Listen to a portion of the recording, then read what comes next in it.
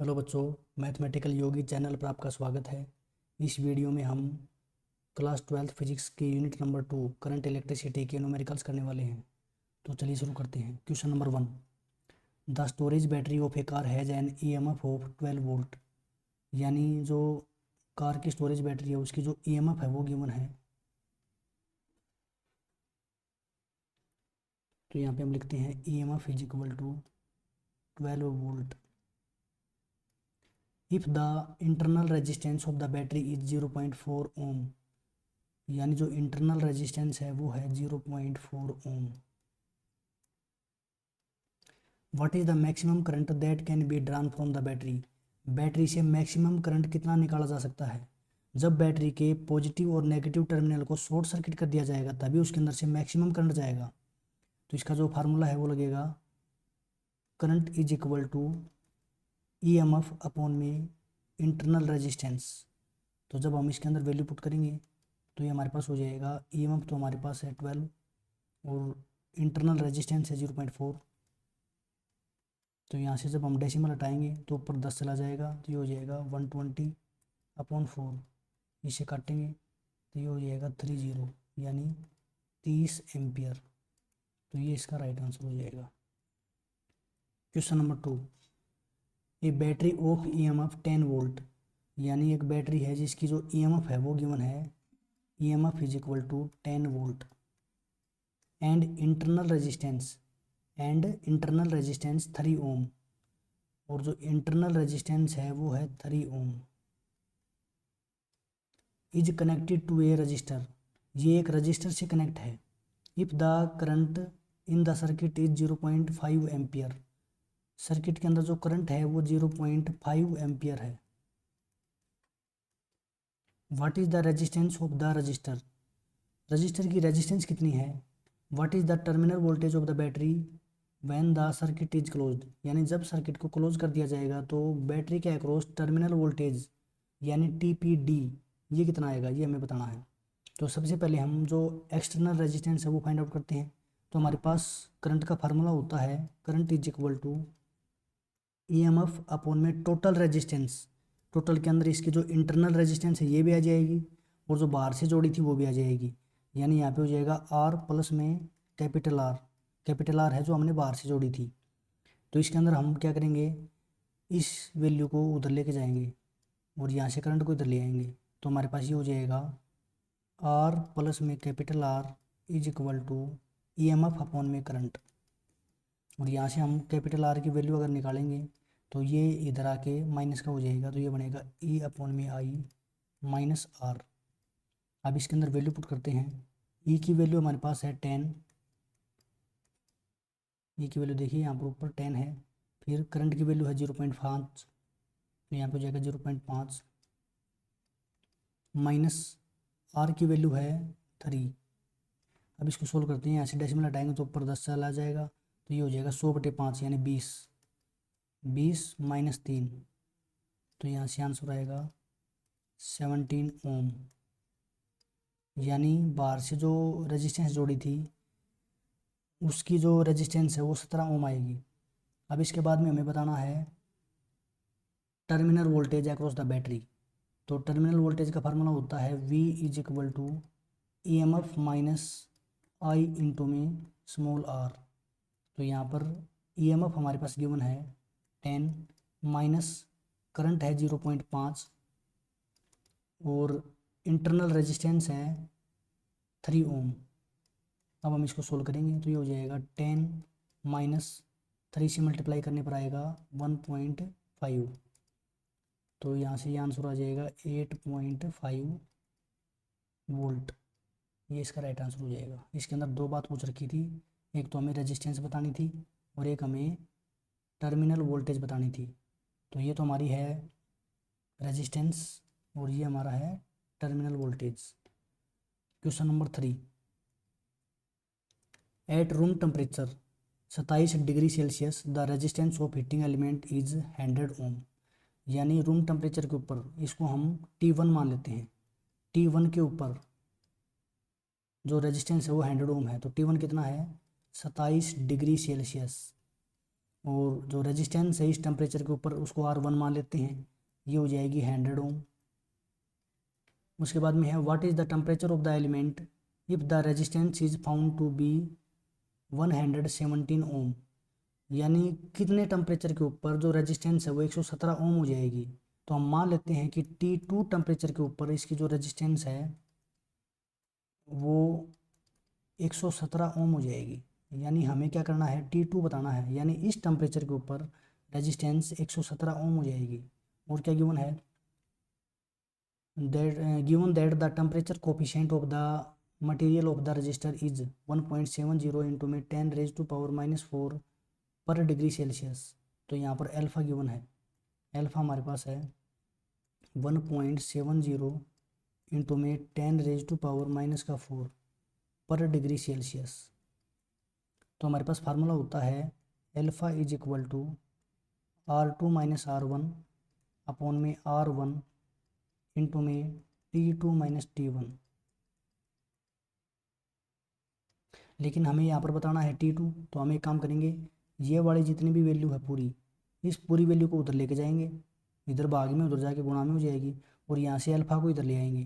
तो हमारे पास ये हो जाएगा T2 - T1 is equal to, ऊपर है R2 - R1, ये तो सेम है एज इट इज़, अपॉन में R1 भी सेम है, लेकिन यहाँ पर अल्फ़ा आ जाएगा। अब यहाँ से हमें बताना है T2, तो यहाँ से T2 कितना आएगा, T2 इज इक्वल टू, यहाँ से ये T1 उधर जाके प्लस का हो जाएगा, तो ये बनेगा R2 - R1 upon R1 alpha, और यहाँ पे प्लस में हो जाएगा T1।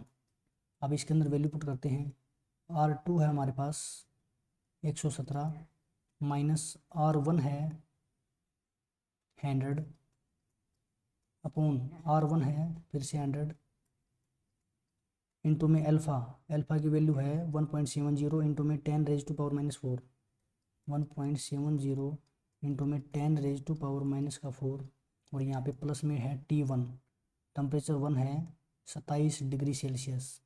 अब इसको सोल्व करते हैं, 117 में से हो जाएगा तो 17 बचेगा, अपॉन में है 100 इंटू में है 1.70, तो यहाँ से जब डेसिमल हटाएंगे तो ऊपर 100 चला जाएगा, तो ऊपर मैं 2 जीरो लगा देता हूँ, ठीक है।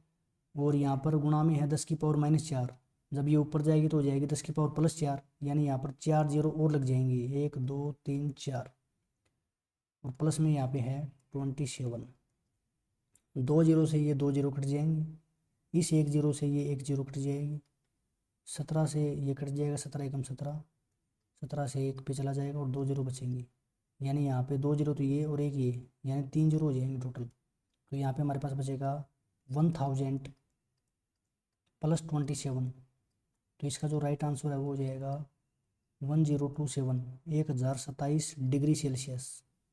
इतने टेम्परेचर के ऊपर, इतने टेम्परेचर के ऊपर जो रेजिस्टेंस है वो 117 ओम हो जाएगी, तो ये हमारा राइट आंसर हो जाएगा। इसके बाद में है question number 4, a negligibly small current is passed through a wire of length 15 metre, यानी एक बहुत ही स्मॉल करंट एक वायर के अंदर से पास होगा जिसकी जो लेंथ है वो गिवन है, लेंथ है 15 metre, and uniform cross section, और उसका जो यूनिफॉर्म क्रॉस सेक्शन है वो दे रखा है 6.0 इंटू में 10 raise to power -7 metre square, and its resistance is measured to be 5 ohm, और इसकी जो रेजिस्टेंस है वो दी गई है 5.0 ओम।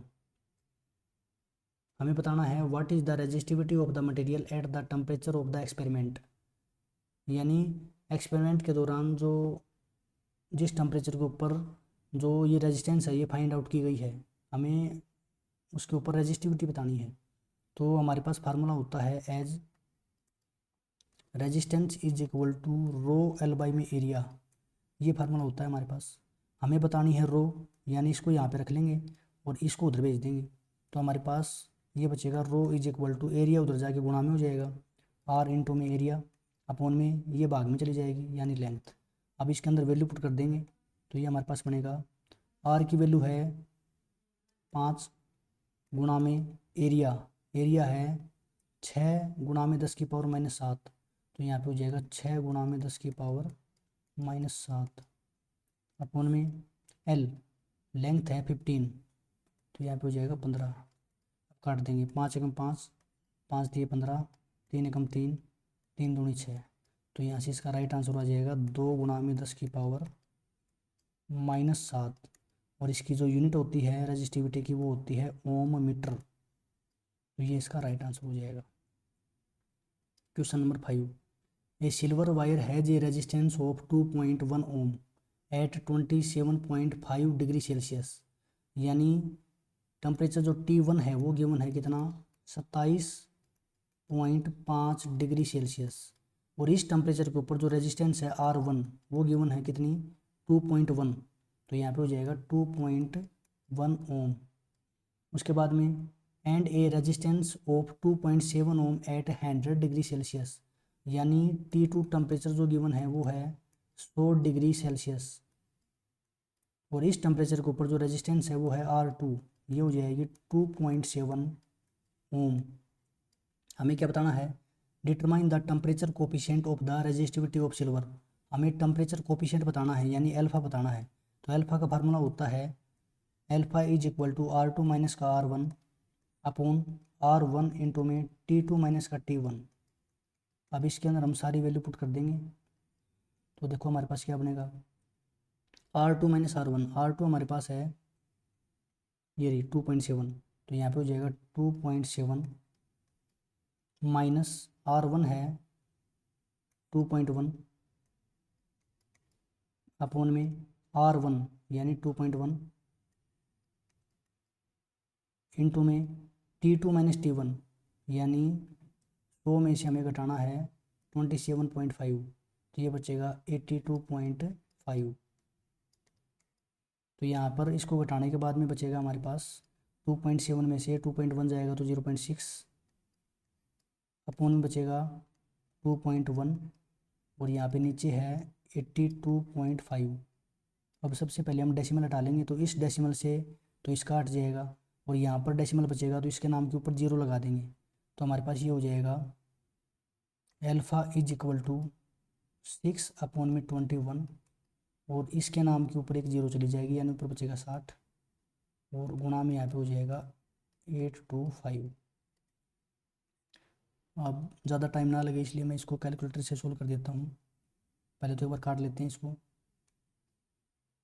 3 दूनी 6, 2 0 और 3 7 21, तो ये आ जाएगा 20 बाई में 7 गुणा में 825। अब इसको सोल्व करने पर हमारा आंसर आ जाएगा, तो देखिए करते हैं सोल्व।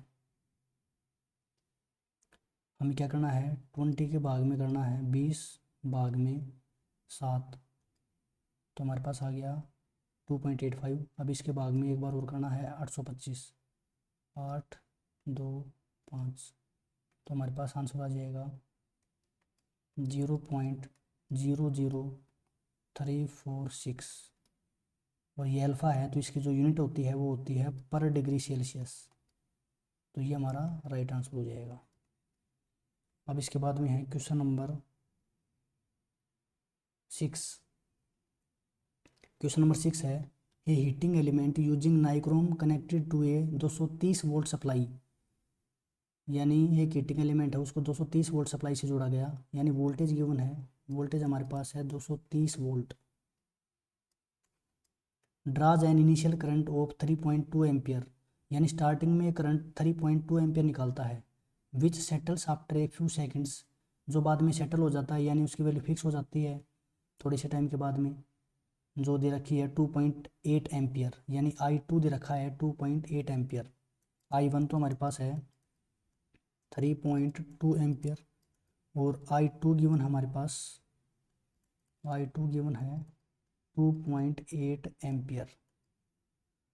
अब इसके बाद में हमें बताना है what is the steady temperature of the heating element if the room temperature is 27 degree Celsius, यानी जब करंट इसके अंदर से 3.2 एम्पियर जा रहा था पहले, तब टेम्परेचर इतना था, तो जब करंट 2.8 जाएगा यानी करंट जब कम हो जाएगा तब टेम्परेचर कितना हो जाएगा ये हमें बताना है। और यहाँ पर नीचे अल्फा भी गिवन है। ठीक है, तो सबसे पहले तो रेजिस्टेंस कितनी थी पहले हम वो निकालेंगे। तो रेजिस्टेंस का फार्मूला क्या होता है, R1 is equal to voltage upon में करंट। अगर R1 बतानी है तो यहाँ पे करंट भी I1 आएगा। तो यहाँ से कितना आ जाएगा, वोल्टेज तो है 230, वोल्टेज तो सेम रहेगी दोनों केस के अंदर, अपॉन में करंट कितना है 3.2। तो जब हम इसको सोल्व करेंगे तो ये हो जाएगा 2300 अपॉन में 32। यहाँ डेसिमल हट जाएगा, ऊपर एक जीरो लग जाएगी, इतनी ओम। अब इसी प्रकार से जब करंट I2 जाएगा तब रेजिस्टेंस कितनी हो जाएगी, R2 is equal to voltage upon में करंट 2 यानी I2। तो यहाँ पे कितना हो जाएगा, वोल्टेज तो है 230 अपॉन में जो दूसरा करंट है हमारे पास वो कितना है 2.8 एम्पियर, 2.8। यहाँ से डेसिमल हटाएंगे तो ऊपर एक जीरो लग जाएगी। तो ये हमारे पास बन जाएगा 2300 अपॉन में 28 ओम।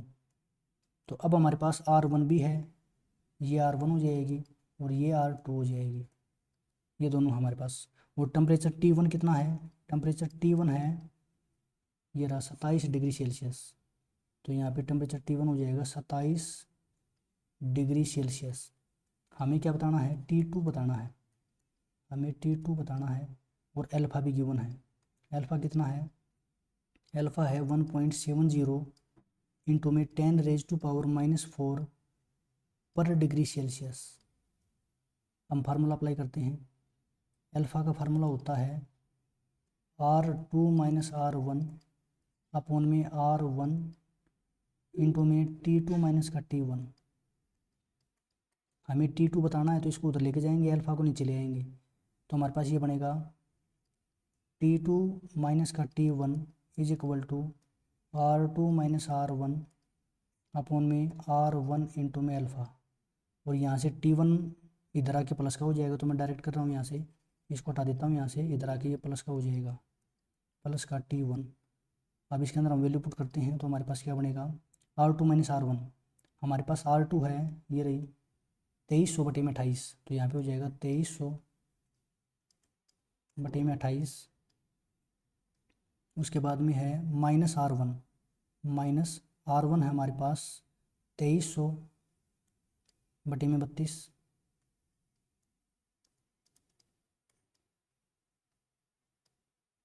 और उसके बाद में है R1, R1 की वैल्यू कितनी है 2300/32 और गुणा में अल्फ़ा है, गुणा में यहाँ पर अल्फ़ा है। और अल्फ़ा की वैल्यू है 1.70 इंटू में 10⁻⁻⁴। और लास्ट में हमें T1 जोड़ना है इसके अंदर। T1 कितना है, T1 है ये रहा 27 डिग्री सेल्सियस। तो यहाँ पे हो जाएगा 27। अब हम इसको सोल्व करेंगे तो जब ये ऊपर जाएगा तो पलट के चला जाएगा, तो यहाँ पर स्टार्टिंग में 2300 से 2300 कट जाएगा, तो ये बनेगा 32/28। तो इसको मैं यहाँ पे सोल्व करता हूँ, ये हो जाएगा 32/28 माइनस, अब ये वाली टर्म और ये वाली टर्म सेम है यानी ये कट जाएगी, तो यहाँ पर बचेगा 1 और बटे में बच जाएगा अल्फ़ा 1.70 इंटू में 10⁻⁻⁴ और प्लस में है 27। अब देखो यहाँ पे जब एलसीएम लेंगे हम तब 28 आएगा, तो 32 में से 28 जाएगा तो बचेगा 4, तो ऊपर बचेगा 4 और बटे में बचेगा 28, गुणा में ये value as it is 1.70 into में 10⁻⁻⁴ प्लस में यहाँ पे है 27। अब यहाँ पे डेसिमल हटाएंगे तो ऊपर 2 जीरो लग जाएंगे, ये पहले एक बार काट लेते हैं, 4 कम 4, 4 7 28 यानी कितना आ जाएगा 1/7 आ जाएगा। ठीक है, अब यहाँ से डेसिमल हटाएंगे तो ऊपर 2 जीरो लग जाएंगे, तो ये बनेगा 100। और यहाँ से 10 की पावर -4 ऊपर जाएगी तो 4 जीरो और लग जाएंगी यानी 1 2 3 4 जीरो। और अपॉन में हो जाएगा 7 गुणा में ये हो जाएगा 170, क्योंकि यहाँ से हमने इसका डेसिमल हटा दिया था, प्लस में 27। अब इसको सोल्व कर लेते हैं, एक क्या गया हमारे पास जीरो कितनी है 2, तो ये और 4 हो यानी 6 जीरो हैं, 1 2 3 4 5 6।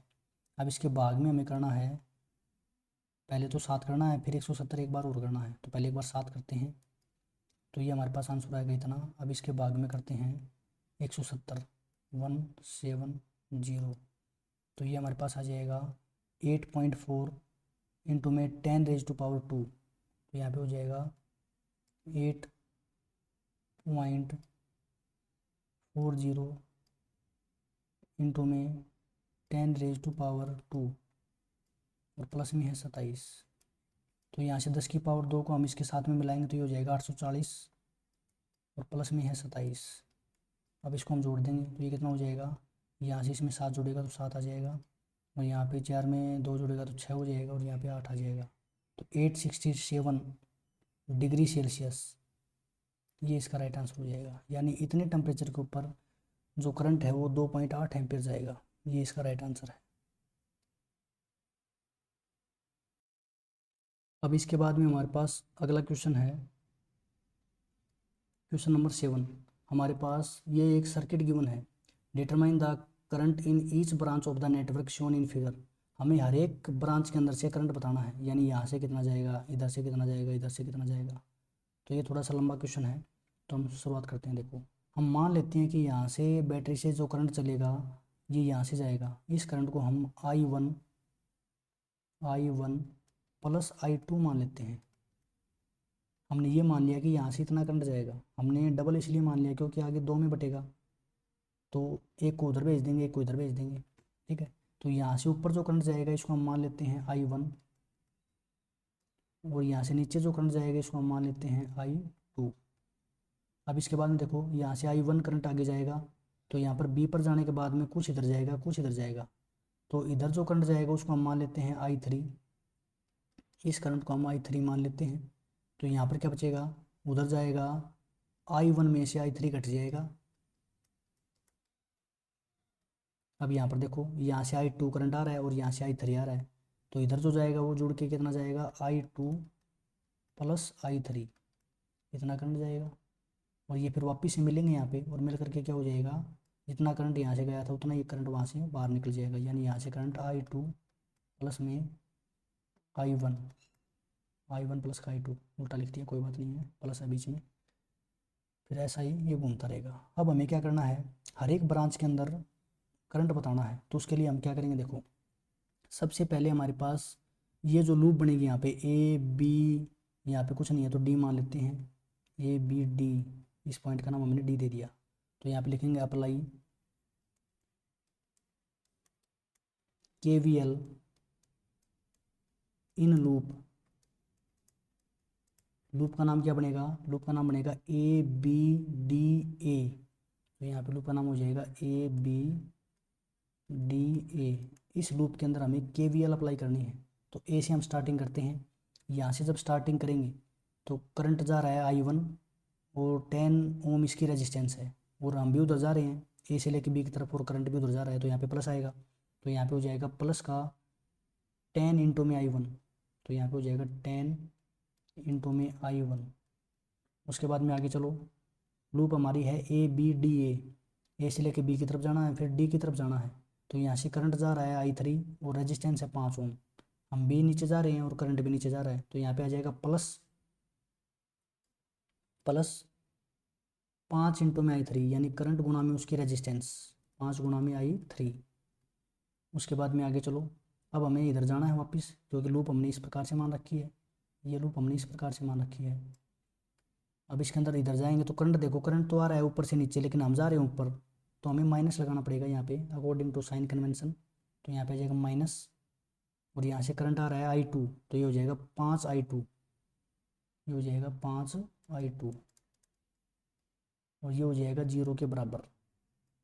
अब यहाँ पर देखो 10 है, 5 है, 5 है, यानी 5 कॉमन आ जाएगा इसमें, और उधर चला जाएगा 0 के साथ। तो ये हमारे पास बनेगा, जब 5 से डिवाइड करेंगे तो 2I1 plus I3 minus I2 is equal to 0। अब I1 I2 को मैं आगे लिख देता हूँ ताकि नंबर वाइज हो जाए। तो ये हो जाएगा 2 times of I1 minus I2 और प्लस I3। ये 0 के बराबर बनेगा। इसको मान लेता हूँ इक्वेशन नंबर 1। अब इसके बाद में यहाँ पर ये जो दूसरी लूप है वो हम मानेंगे, यानी इस लूप के अंदर हम काम करेंगे इस प्रकार से।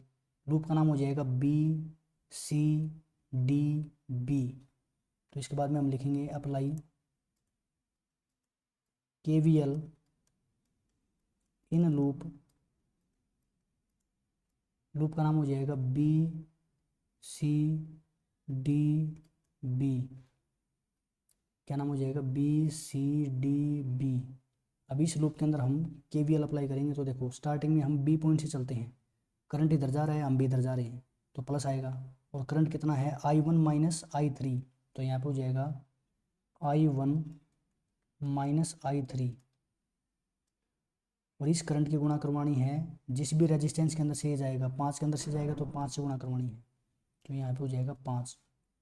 उसके बाद में आगे चलो, सी पॉइंट पर पहुँचने के बाद में इधर आएंगे।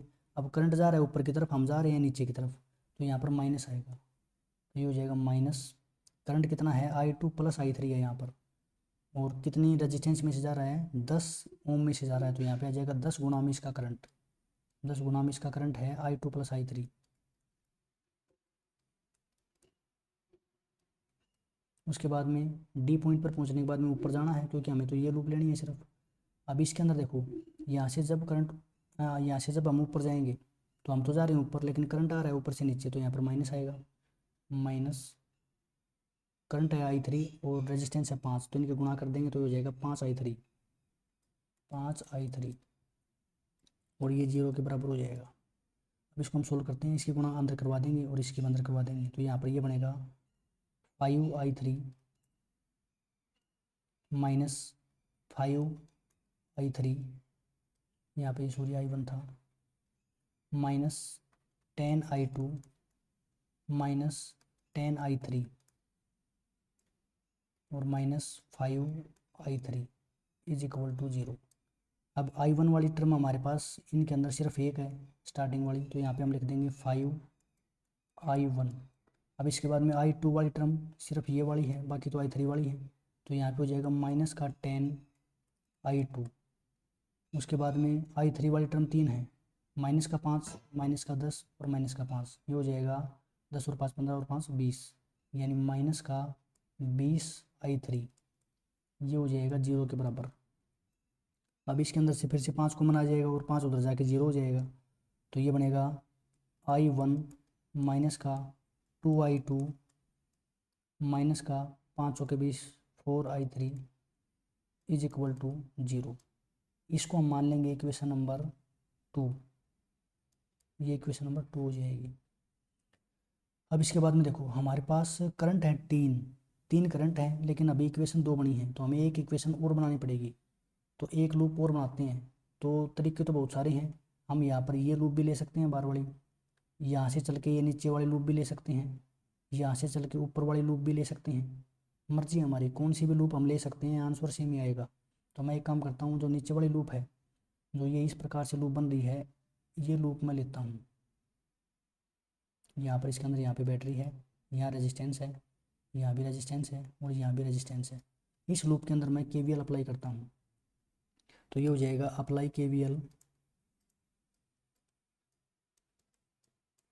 KVL in loop. इस लूप का नाम हो जाएगा, देखो हम यहाँ से स्टार्टिंग करते हैं, यहाँ से हम स्टार्टिंग करेंगे ADC। यहाँ पे कोई नाम नहीं है तो नाम दे देता हूँ मैं इसको ADCE और वापस A पर पहुँच जाएंगे। तो नाम क्या हो जाएगा? ADCE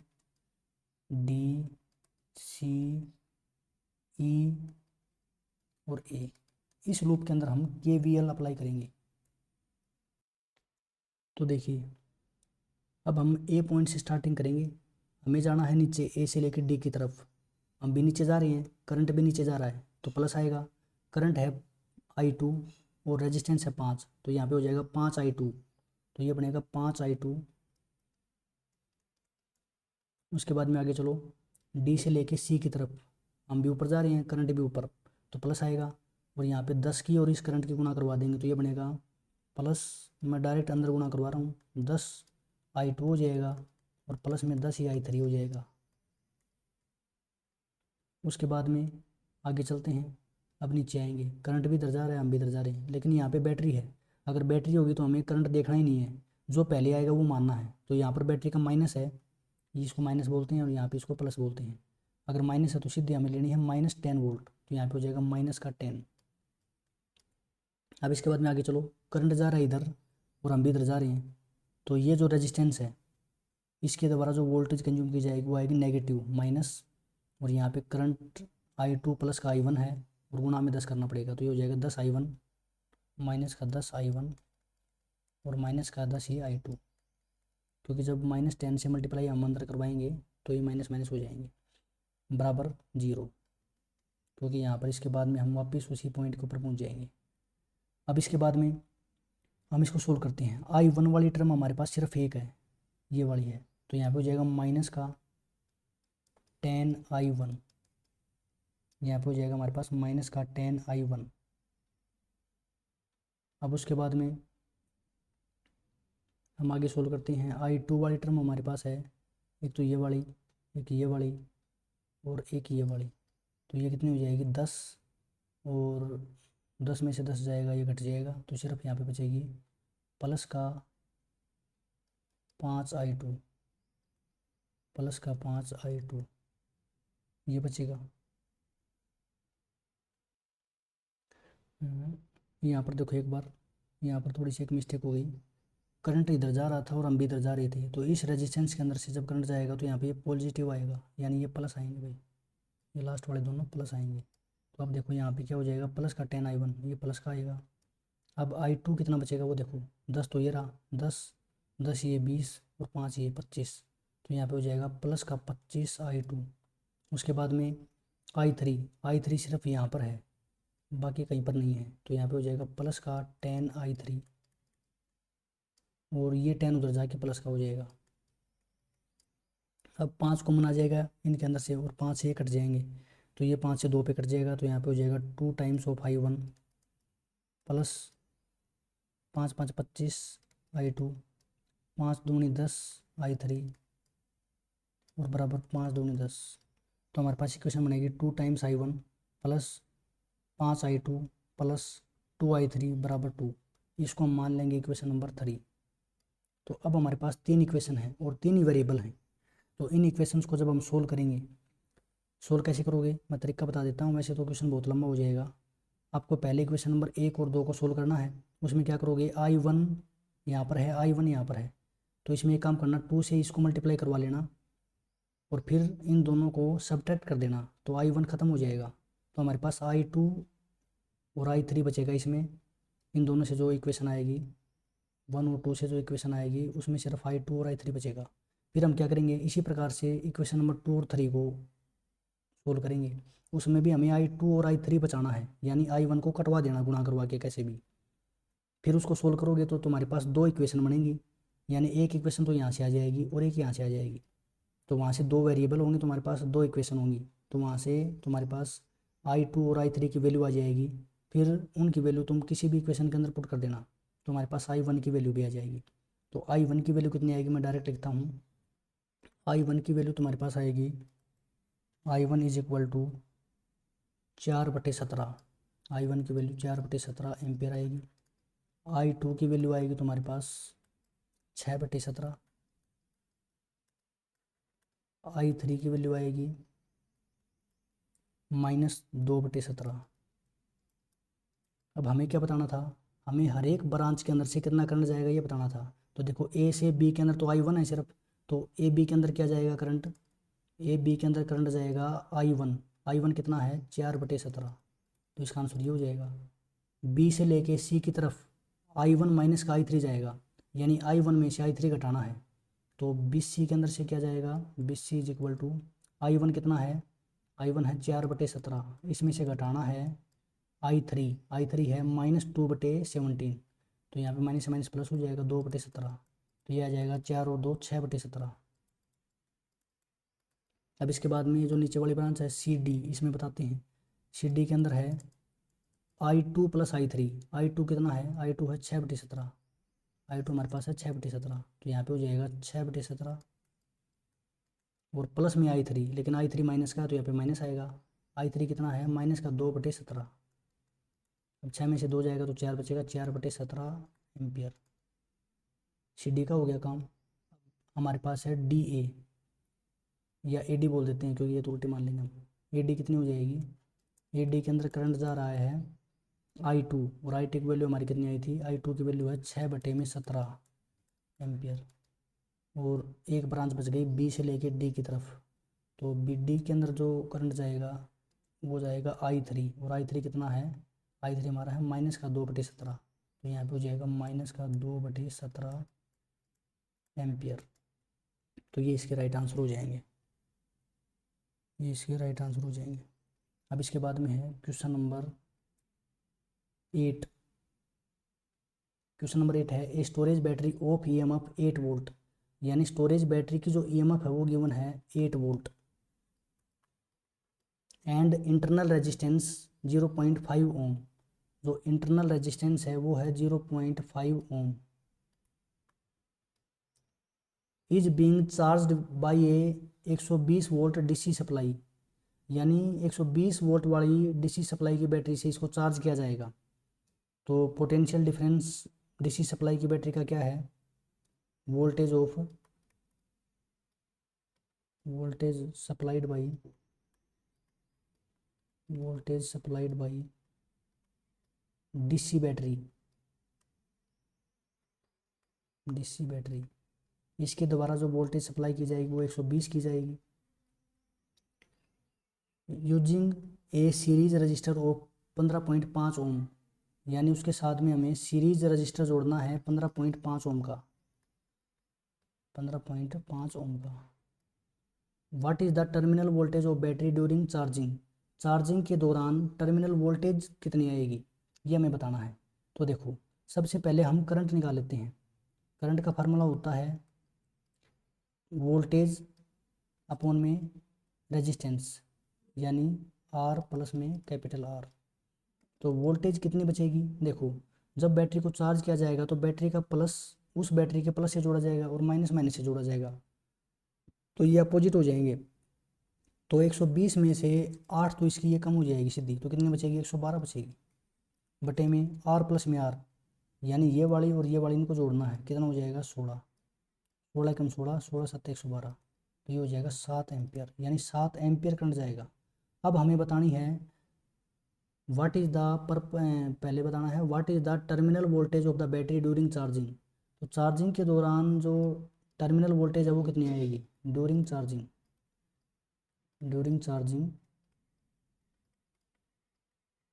टर्मिनल वोल्टेज, तो इसका फार्मूला होता है V is equal to EMF of the battery minus का I इंटू में R। ये तो होती है वैसे जब हम उसको यूज़ करते हैं तब, लेकिन जब चार्ज करेंगे तो यहाँ पे प्लस आएगा, बस इतना फ़र्क है। EMF कितनी है बैटरी की, 8 है, तो यहाँ पे ये 8 हो जाएगा, प्लस में करंट कितना है 7 एम्पियर अभी निकाला था ये रहा, गुणा में रेजिस्टेंस कितनी है, इंटरनल रेजिस्टेंस है 0.5, तो यहाँ पे हो जाएगा 0.5, तो यहाँ पे 7 की 5 से गुणा करेंगे तो 3.5 आएगा, और 8 में 3.5 जोड़ेंगे तो 11.5 वोल्ट, ये हमारा आंसर आ जाएगा। यानी इतनी टर्मिनल वोल्टेज चार्जिंग के दौरान होगी।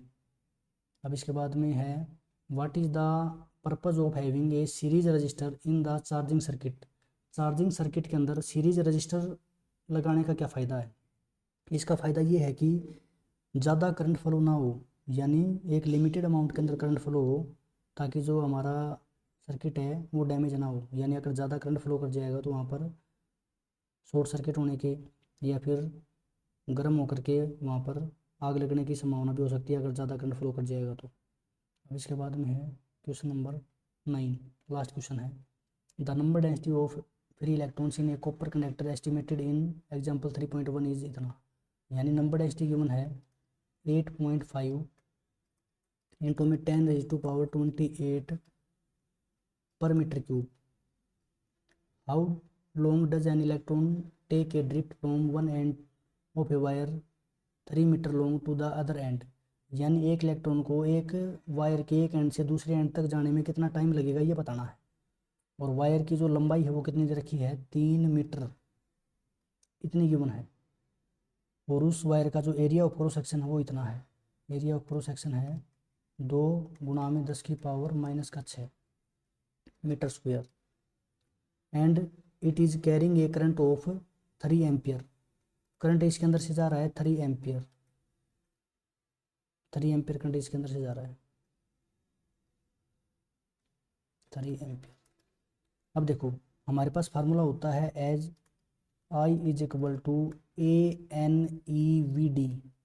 VD का मतलब होता है ड्रिफ्ट वेलोसिटी। यहाँ से अगर हम VD की वैल्यू निकालेंगे तो ये हमारे पास आएगी I/में, ये तीनों टर्म उधर जाके भाग में हो जाएंगी ANE। ठीक है। अब इसके बाद में देखो हमें बताना है कि ये जो वायर है इसमें यहाँ से इलेक्ट्रॉन को यहाँ तक जाने में, यहाँ से यहाँ तक जाने में कितना टाइम लगेगा। तो हमारे पास फार्मूला होता है speed is equal to distance upon में टाइम। हमें टाइम बताना है तो टाइम को इधर ले जाओ, स्पीड को नीचे ले आओ, तो टाइम हो जाएगा डिस्टेंस अपॉन में स्पीड। तो यहाँ से लेके यहाँ तक डिस्टेंस कवर करनी है, इसको हम L मान लेते हैं। L कितनी है, 3 मीटर। और स्पीड कितनी है इसकी, ड्रिफ्ट वेलोसिटी के बराबर इसकी स्पीड हो जाएगी यहाँ से लेके यहाँ तक। ठीक है। यानी अगर ड्रिफ्ट वेलोसिटी का हम मैग्नीट्यूड लेंगे तो वो उसकी स्पीड हो जाएगी। तो यहाँ से टाइम कितना आएगा, टाइम आएगा डिस्टेंस यानी लेंथ अपॉन में स्पीड यानी ड्रिफ्ट वेलोसिटी का मैग्नीट्यूड VD। तो L अपॉन में VD की वैल्यू कितनी है, ये वाली है, तो I तो आ जाएगा नीचे और ये पलट के टर्म ऊपर चली जाएगी ANE। अब इसके अंदर वैल्यू पुट कर देंगे। L की वैल्यू है 3 और गुणा में करंट की वैल्यू है 3, N की वैल्यू है नंबर डेंसिटी 8.5 गुणा में 10⁻28 गुणा में इलेक्ट्रॉन के ऊपर चार्ज होता है 1.6 गुणा में 10⁻−19 अपॉन में करंट, करंट है 3, करंट है 3। अब 3 से 3 कट जाएगा, बाकी सभी की गुणा हम कर लेंगे। गुणा करने के बाद में हमारा जो आंसर है वो आंसर हमारा मैच हो जाएगा। तो इसका आंसर कितना आना चाहिए, इसका आंसर आएगा 2.72 इंटू में 10⁻⁴ सेकेंड। अगर हम इसको घंटे में चेंज करेंगे तो 3600 से भाग दे देंगे। 3600 से भाग देने के बाद में हमारे पास आएगा 7 आवर 33 मिनट। ये हमारा राइट आंसर हो जाएगा। और यहाँ पर ये क्या था, N की वैल्यू इतनी थी, लेंथ कितनी थी, 3 मीटर लॉन्ग थी। ठीक है। और बाकी सारा ठीक है।